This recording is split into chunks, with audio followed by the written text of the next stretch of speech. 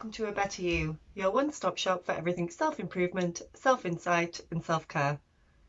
I'm Emily, and today we're going to do something a little bit different. Today I'm going to take you along with me on a self-care day.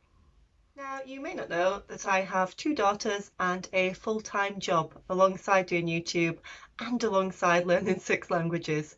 So to say my days are busy at the moment is putting it mildly. As a result, it is really easy for me to get burned out, and especially with winter coming up, it gets even easier. And as the saying goes, you can't pour into other people's cups if your cup is empty.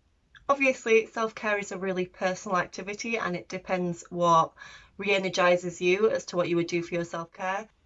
However, hopefully today's video gives you some inspiration and ideas as to what you could do in your next self-care day.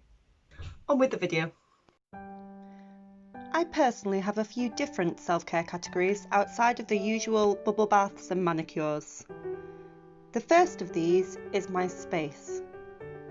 Before I can relax, I need an organised and clean space, otherwise I just feel chaotic. So, before I start other activities in earnest, I will ensure my bed is made, that the surfaces in my house are clean, that my floors are hoovered, and that my bathroom is organised. I'll also make sure that I've opened my windows and just generally let some air in and made sure that my space is a relaxing and comforting environment. Once my space feels relaxing, I move on to health and wellbeing activities. I try to walk around 15,000 steps a day, and often try to do this outside and get some family time in at the same time. My favourite walks are coastal walks. I also try to get 3 litres of water a day, and where possible I add lemon and lime to make my water a little bit more interesting. I do just buy frozen packs, which makes it a lot easier.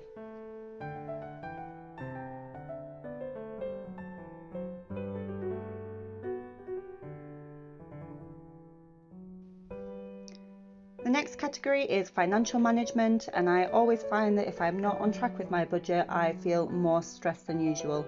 So I do keep a budget at the start of the month, and I also use Plum and ClearScore, which is a credit scoring app, to make sure that I'm on track. I physically write my budget down once a month as well to make sure that I am on track. I also believe that spiritual activities are really important, and I do believe in feeding my soul with a good Victoria Austin video and reading the Bible. My next key category is activities that keep my mind active and on point, and these are things that are outside of work activities where possible. I particularly love languages in this aspect, and I'm currently learning 6 languages, though they're at very different levels. So I'm learning Turkish, Kamanji, Persian, German, French and Dutch.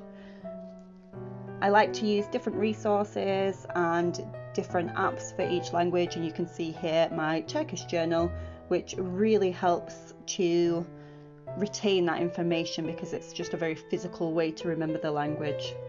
I also do love a good Netflix show though. Another good mind activity for me is photography, and I really do enjoy taking photography in the different countries that we visit. I also have the usual self-care category, which is the typical things like a nice bubble bath or a fake tan or a hair mask, a DIY mani and pedi, all that kind of good stuff. I actually love it. I make sure I have a bubble bath at least once a night, and I do a fake tan once a week and do my nails once a week.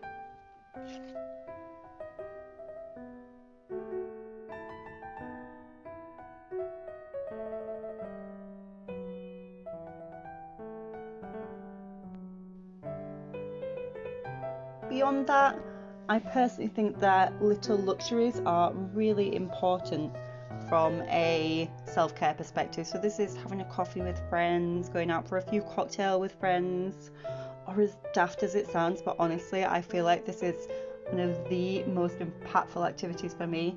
Sitting out with sunscreen on, obviously, in the sun and just relaxing with the sun's heat on my skin.